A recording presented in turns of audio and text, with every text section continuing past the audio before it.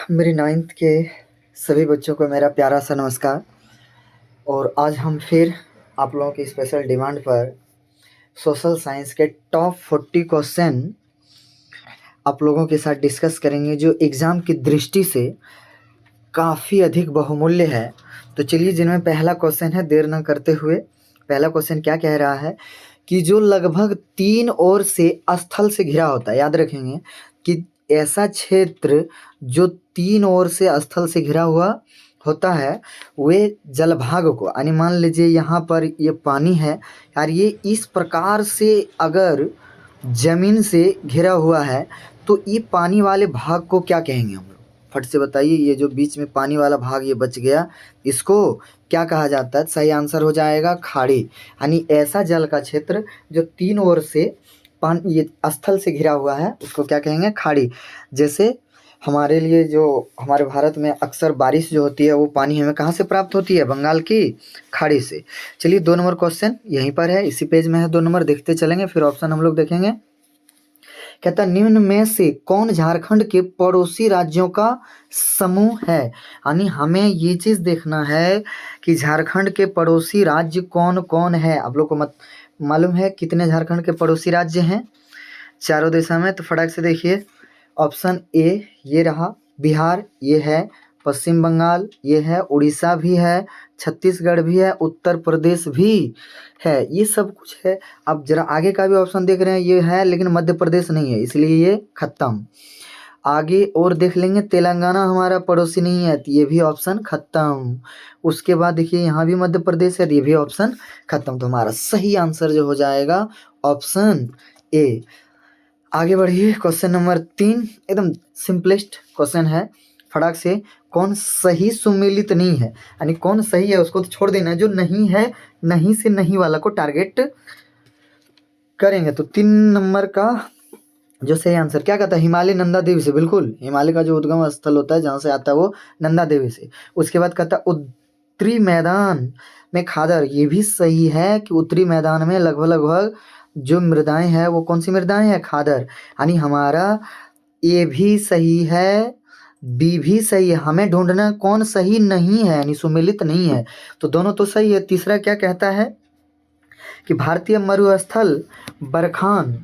तो 3 नंबर का ये भी सही है कि भारत का जो मरुस्थल है वो बरखान का हिस्सा है। कहता प्राद्वीपीय पठार उत्तरी सरकार ये क्या होता है?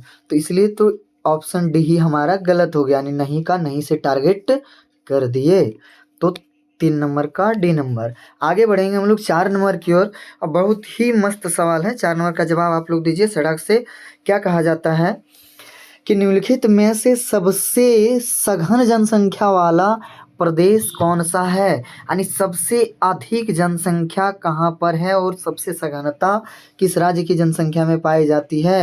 हिमालय पर्वत, उत्तरी, ये राज्य तो नहीं दिया हुआ है, क्षेत्र दिया हुआ है। तो फटाक से बताएंगे कि हिमालय पर्वत के क्षेत्र में नहीं, उत्तरी मैदान में, प्रायद्वीपीय पठार में, या भारतीय मरुस्थल में। कहाँ पर सघनता देखना है कि जहाँ ज़्यादा से ज़्यादा जनसंख्या रहती है। तो 4 नंबर का सही आंसर हो जाएगा बी, उत्तरी मैदान। क्योंकि उत्तरी मैदान बहुत ज़्यादा उपजाऊ होती है, और उपजाऊ होने के कारण यहाँ पर लोग अपनी दिनचर्या बिताने के लिए, अपना जीवन यापन करने के लिए ज़्यादा संख्या में बसे हुए हैं।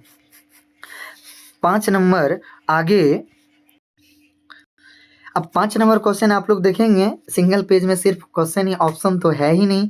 ये हो गया ना आप लोगों के साथ जलवा। तो देखेंगे 5 नंबर। अच्छा, कथन दिया हुआ है, ओ माय गॉड, स्टेटमेंट है, देखना है कि स्टेटमेंट सही है गलत। गंगा नदी में सालों भर जल प्रवाहित होती है। आप बताइए, गंगा नदी कभी सुने हैं कि सूख गई है? तो हाँ या नहीं में जवाब देंगे। क्या क्या किया जाए? ऑप्शन दिया जाए आप लोगों को या नहीं दिया जाए? दया आ जाता है। चलिए दे देते हैं, आप लोग इतने अच्छे अच्छे हैं। अब कारण भी है, ये क्वेश्चन तो मज़ा आने वाला है आज। तो सबसे पहले हम लोग यहाँ एक बार और नज़र दौड़ा लेंगे कि कथन क्या कहा था।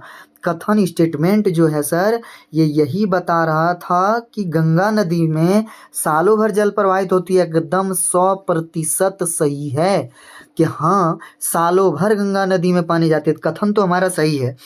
अब कारण जो है सर, वो देखेंगे कि सही है या नहीं है। तो ये रहा कारण। कारण को आप लोग पढ़िए। ये रहा कि गंगा नदी हिमालय से निकलने वाली नदी है और गर्मी में हिमालय के बर्फ पिघलने से गंगा नदी में जल प्राप्त होता है।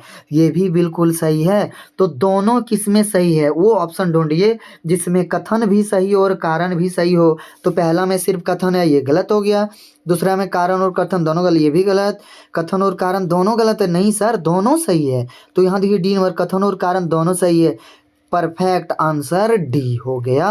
यानी क्या हो जाएगा, हमारा कारण भी सही है कथन भी, कि गंगा नदी में सालों भर पानी रहती है, ये हिमालय से निकलने वाली नदी है और गर्मी के दिन में हिमालय से जो बर्फ पिघलती है उसी से इसको पानी प्राप्त होता है। तो इसलिए ऑप्शन डी सही। चलिए 6 नंबर ये रहा आप लोगों के सामने। 6 का आंसर क्या हो जाएगा, कहता है भारत में नदियों का महत्व किन क्षेत्रों में है। यानी भारत में नदी का महत्व, नदी का इंपॉर्टेंस पूछा है। तो सिंचाई के क्षेत्र में यस, और नौ संचालन मतलब नाव चलाने में यस, जल विद्युत में यस। अरे बाप, ये तो सारा का सारा आंसर सही है। तो इसका भी हो जाएगा ऑप्शन डी सही। आगे बढ़िए ये क्वेश्चन नंबर 7 की ओर। क्या कह रहा है क्वेश्चन नंबर 7, फट से समझिएगा। था भारत में मानसून के आगमन के साथ कौन सी ऋतु का आरंभ होता है। यानी जैसे ही भारत में मानसून आती है उस समय कौन सा ऋतु यहाँ चलती है। तो फटाक से बता देंगे। मानसून मतलब समझिए क्या होता है, मानसून वर्षा के दौर को कहते हैं। और मानसून आता कब है, वर्षा ऋतु में। बिना ऑप्शन देखे एकदम बी नंबर को मार दीजिए आंख बंद करके। 7 का बी नंबर आंसर। चलिए आगे बढ़ते हैं। क्वेश्चन नंबर 8 कहता है जहाँ 200 सेंटीमीटर से अधिक वर्षा होती है वहाँ किस तरह के वन पाए जाते हैं। हम लोग के यहाँ झारखंड में प्रायः 100 से 110 मीटर की वर्षा होती है औसतन। लेकिन कहता है जहाँ 200 सेंटीमीटर वर्षा होती है वो उस क्षेत्र में कौन से वन पाए जाते हैं। तो याद रखेंगे उस क्षेत्र में उष्णकटिबंधीय सदाबहार वन पाया जाता है। मतलब वहाँ के जंगल जो होते हैं ना हमेशा हरा भरा रहते हैं, वहाँ के पत्ते भी झड़ते बहुत कम हैं। तो चलिए अब हम लोग आगे बढ़ते हैं 9 नंबर क्वेश्चन की ओर। देखिए फटाक से, ये बहुत ही आसान क्वेश्चन है, आप लोग सब जवाब दीजिए नहीं तो कान के नीचे मिल जाएगा अभी। क्या कहता है 1000 पुरुषों पर महिलाओं की संख्या को क्या कहते हैं। तो लिंगानुपात कहते हैं। क्या कहते हैं, लिंगानुपात। फटाक से आप लोग बताइए हमारे झारखंड की लिंगानुपात कितनी है। चलिए इसे झारखंड छोड़िए, इंडिया की बता दीजिए कि इंडिया की लिंगानुपात कितनी है। कमेंट करके फटाक से बताइए वो आंसर आप लोग। अब आगे बढ़ते हैं हम लोग। क्वेश्चन नंबर 10 क्या कह रहा है इसे समझेंगे। कहते हैं निम्नलिखित में कौन जन्म दर का सही अर्थ है। यानी जन्म दर का डेफिनेशन आप लोगों को देखना है। तो पहला ऑप्शन हमारे सामने क्या कहता है कि 1 वर्ष में प्रति 1000 व्यक्तियों में जितने जीवित बच्चों का जन्म होता है, यही आंसर सही है। आगे देखने की जरूरत भी नहीं है, ऑप्शन ए ही हमारा क्या हो गया, सही। आगे बढ़िए सर। 11 नंबर क्वेश्चन कहता है कि किसी भी देश में कानून बनाने का सबसे बड़ा अधिकार किसको होता है। यानी कोई भी देश होता है तो वहाँ कानून बनाने का जिम्मा किसके हाथ में होता है, राष्ट्रपति के हाथ में नहीं, प्रधानमंत्री नहीं, संसद। Oh my God, that's right answer. कि ऑप्शन सी हमारा हो जाएगा राइट। चलिए आगे हम लोग बढ़ते हैं। 12 नंबर क्वेश्चन क्या कह रहा है, बहुत ही सिंपल वे में देखेंगे। दक्षिण अफ्रीका में रंगभेद कब खत्म हुआ था।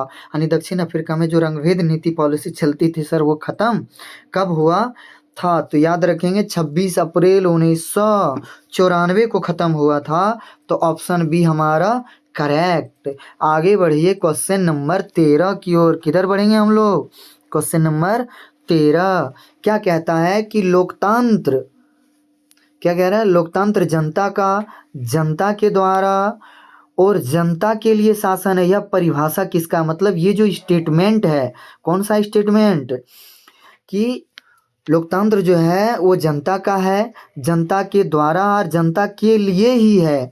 तो ये स्टेटमेंट किसका है, फटाक से बताएंगे। 13 नंबर का आंसर पहला ही सही है, अब्राहम लिंकन का है। अब्राहम लिंकन का ये स्टेटमेंट है, कथन उसी का है, उसी ने ये स्टेटमेंट दिया है। कहता है संविधान सभा की पहली बैठक, ये बहुत मस्त क्वेश्चन है और वीवीआई क्वेश्चन में भी गिनती आता है कि संविधान सभा की पहली बैठक कब हुई थी। फटाक से बताइए। 14 का सही आंसर क्या हो जाएगा, दिसंबर 1946।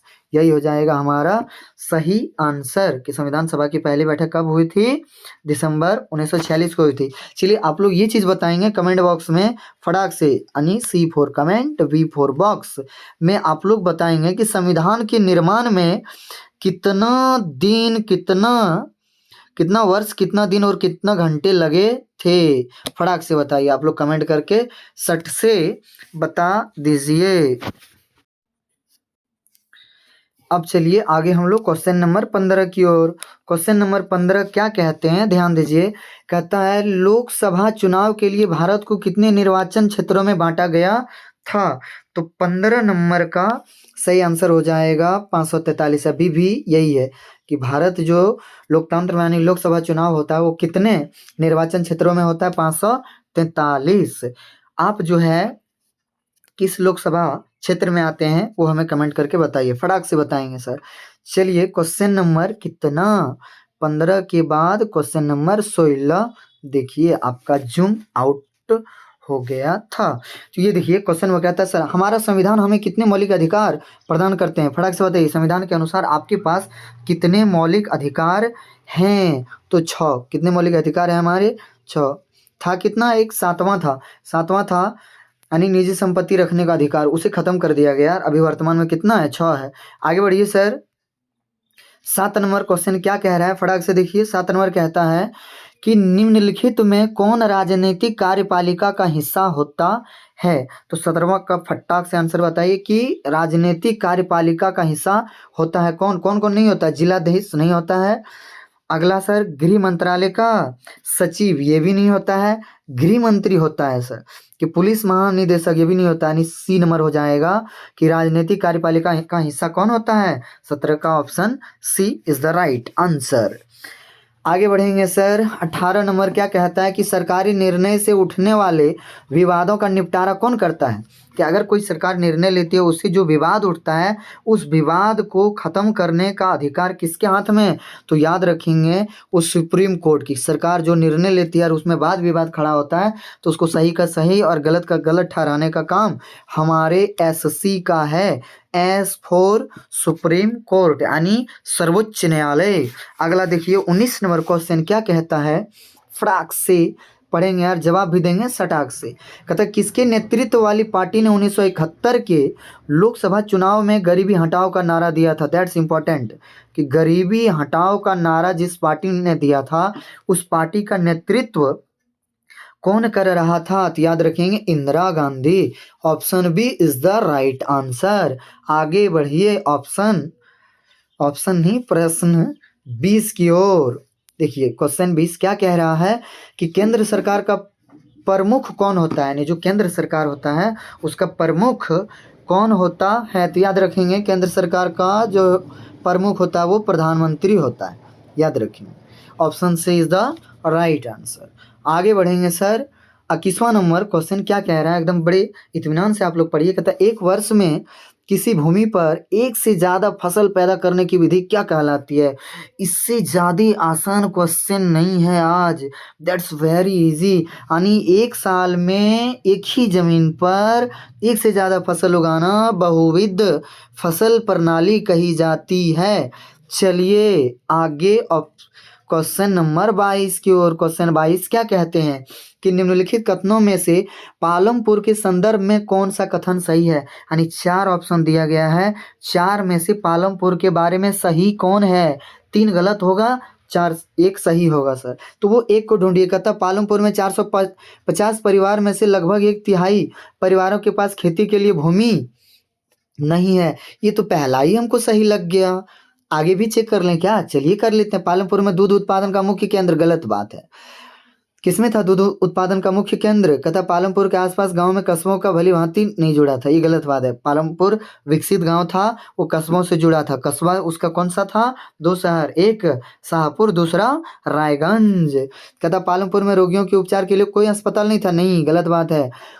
वहाँ औषधालय भी था और प्राथमिक उपचार केंद्र भी था। पहला ही ऑप्शन हमारा सही है 22 का ए नंबर ही सही है। आगे बढ़िए, कहता है जापान जैसे देशों ने अपने देश के विकास के लिए किस चीज पर निवेश किया। यानी जापान जो इतना तरक्की कर गया है, अमीर बन गया है, उसने सबसे ज्यादा जो निवेश किया अपने देश में वो किस चीज पर निवेश किया। याद रखेंगे, वो शिक्षा पर निवेश किए। तो जिस देश का शिक्षा मजबूत होता है ना, वहाँ वो देश, मतलब कहने का अर्थ ये है कि वो देश कभी किसी के पीछे खड़ा नहीं होता है, वो टॉप लेवल में जाता है। तो हम लोग को भी सही ढंग से पढ़ना, अपने देश की शिक्षा मजबूत करनी है। कहता है इनमें से कौन तृतीयक क्षेत्र के क्रियाकलापों में नहीं आता। ये नहीं शब्द से बचिएगा, नहीं मतलब तृतीयक क्षेत्र में नहीं आता है। अब देखिए, बैंकिंग तो आता है, शिक्षा भी आता है, पर्यटन भी आता है, खनन नहीं आता है। रसगुल्ला खनन किसमें जाता है, ये तो द्वितीय क्षेत्र में चला जाता है। ये खनन प्राथमिक का भी हिस्सा आप बोल सकते हैं सर। आगे देखिए, लेकिन तृतीयक में तो किसी हालत में खनन नहीं आता है। अगला कहता है भारत सरकार ने कक्षा में बच्चों की उपस्थिति को बढ़ावा देने के लिए कौन सी योजना चलाया। यानी जब भारत सरकार जो है स्कूल में, आज से 5-10 साल पहले स्कूल में बहुत कम बच्चे जाते थे, 2-5-10 इससे ज़्यादा जाते नहीं थे। सरकार ने कोई योजना निकाली, उसने दिमाग लगाया कि आखिर स्कूल में बच्चे जाते क्यों नहीं, कारण क्या है। तो पता चला कि वो जब स्कूल जाते हैं, स्कूल से उसे घर आने, घर से फिर खाना खा के स्कूल जाने में कभी कभी किसी के यहाँ दोपहर का भोजन भी नहीं रहता था, तो बच्चा भूखे स्कूल जाना दोबारा नहीं चाहता था। इस कारण से सरकार ने बोले रुको, तुम लोग का खाना का ही जुगाड़ लगा देते हैं। तो सरकार ने दोपहर का भोजन योजना चालू किया। तो अब स्कूल में ही खाना मिलने लगा, तो बच्चा स्कूल जाता, खा पी के मस्त स्कूल में ही रहता, नो टेंशन। तो कौन सी योजना चालू किया था, दोपहर के भोजन की योजना। अगला क्वेश्चन देखिए सर क्या कहता है, 26 नंबर कहता है निम्नलिखित में से कौन राज्य ने निर्धनता को कम करने के लिए अनाज के सार्वजनिक वितरण प्रणाली में सुधार किया। यानी अनाज के सार्वजनिक वितरण प्रणाली, यानी सरकारी जो अनाज मिलता है सर, उसमें सुधार किया अपने राज्य से निर्धनता को दूर करने के लिए। 26 का सही आंसर क्या हो जाएगा, आंध्र प्रदेश एवं तमिलनाडु, यानी option C is the right answer.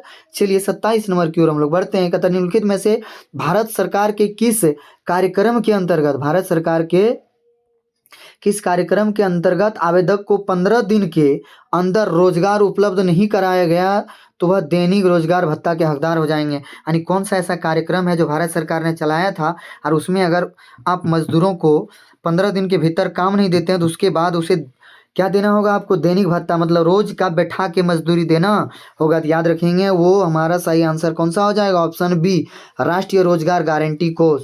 इसी में सरकार बोली कि गारंटी रूप से रोजगार देंगे, और नहीं देंगे तो बैठा के पैसा देंगे सर, वही होता है दैनिक भत्ता। आगे बढ़ेंगे सर, क्या कहता है कि भारत में ग्रामीण क्षेत्र में प्रतिदिन प्रति व्यक्ति कितनी कैलोरी की आवश्यकता स्वीकृत की गई है। यानी ग्रामीण क्षेत्रों में कितनी, आसान क्वेश्चन है, फट से बता दीजिए आंसर क्या होगा 28 नंबर का, ए नंबर। ग्रामीण में 2400 कैलोरी। तो आप लोग बता दीजिए शहरी में कितना कैलोरी निर्धारित किया गया है, शहरी क्षेत्रों में कितना कैलोरी। एकदम सबका आंसर आना चाहिए कमेंट में 28 नंबर का, और अगर नहीं आया तो कपार फोड़ेंगे कल क्लास में।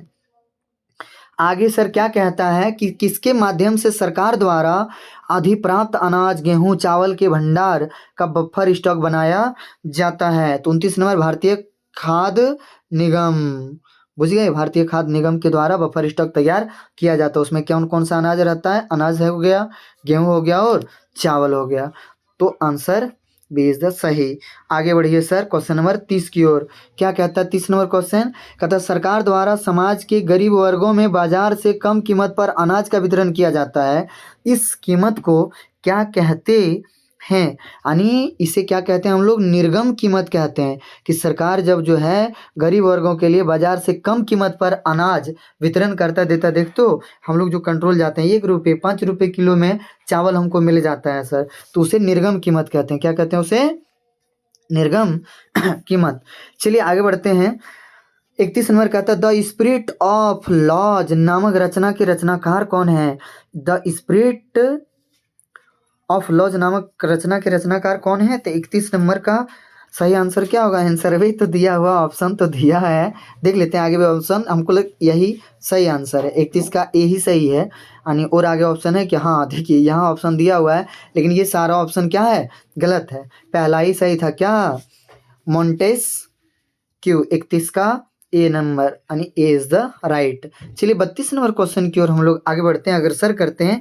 कहता है फ्रांसीसी क्रांति के समय फ्रांस पर किसका शासन था? जब फ्रांसीसी क्रांति का दौर था तो उस समय फ्रांस पर शासन किसका था? फटाक से बता दीजिए किसका था? लुई 12वीं का था सर। लुई 12वीं का उस समय फ्रांस पर शासन था जब फ्रांसीसी क्रांति चल रहा था। आगे बढ़ते हैं क्वेश्चन नंबर 33 की ओर। क्या कहता है जरा देखेंगे क्वेश्चन नंबर 33। कहता है सर नवंबर के अपराधी कौन थे? फट से बता दीजिए नवंबर के अपराधी कौन थे? वाइमर गणराज्य के समर्थक। क्या हो जाएगा आंसर? वाइमर गणराज्य के समर्थक। क्वेश्चन नंबर 34, इसमें भी ऑप्शन नहीं है। कहता किसी समुदाय को दूसरे समुदाय से अलग रखना क्या कहलाता है? यानी एक समुदाय को तुम दूसरे समुदाय से अगर अलग कर लेते हो तो वो क्या हो जाता है? 4 ऑप्शन। एक पहला ऑप्शन घेटो, दूसरा ऑप्शन शिविर, तीसरा संलाप गृह, चौथा युद्ध गृह। तो 34 नंबर का सही आंसर क्या हो जाएगा?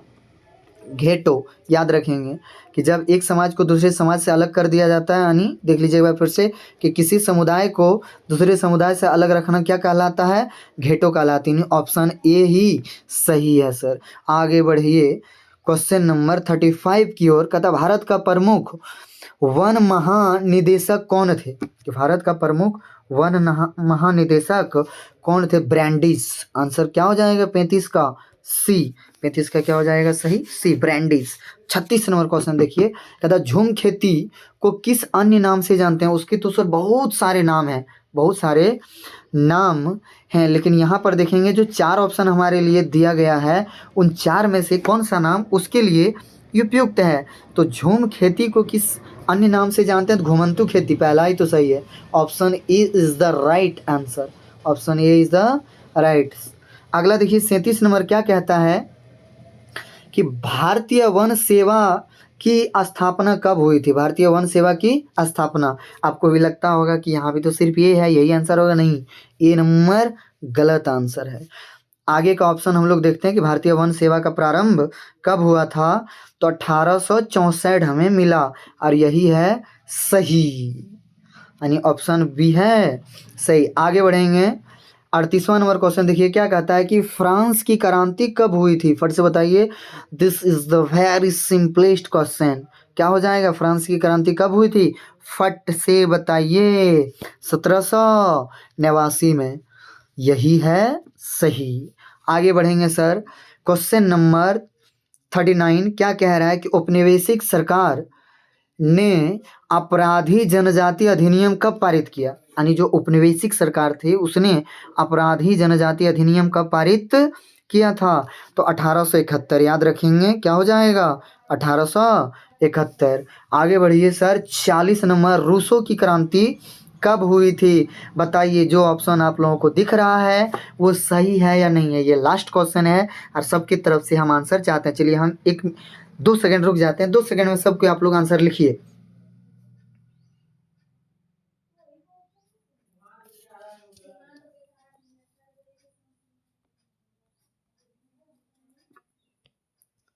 चलिए अब हम ही बता देते हैं कि रूसों की क्रांति कब हुई थी? 1917 में। Yes, this is the right. इसका कब? 1917। आगे का ऑप्शन आप लोग को चेक करना तो देख सकते हैं ये 3 ऑप्शन और है। 1921, 1922, 1924 ये गलत है। हमारा जो सही था वो ऑप्शन ए 1917, यानी रूसों की क्रांति कब हुआ था? 1917 में हो गया था। तो चलिए ये आज का टॉप 40 ऐसे क्वेश्चन था जो एग्जाम की दृष्टि से एकदम बहुमूल्य था।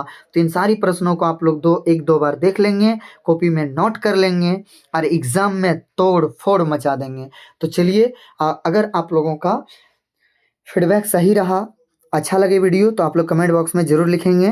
तभी आपका अगला पार्ट इंग्लिश का, फिर हम लोग चलेंगे वापस साइंस में और फिर बहुत जल्द हम मैथ भी आप लोगों को प्रैक्टिस कराएंगे। 2 से 3 दिन के भीतर मैथ का भी प्रैक्टिस सेट अपलोड होगा। तो चलिए अगर आप अभी अभी आए हैं और इस चैनल से जुड़े हैं तो इसे सब्सक्राइब कर लीजिए ताकि अगला वीडियो आपको इसी बेहतरीन अंदाज में मिल सके।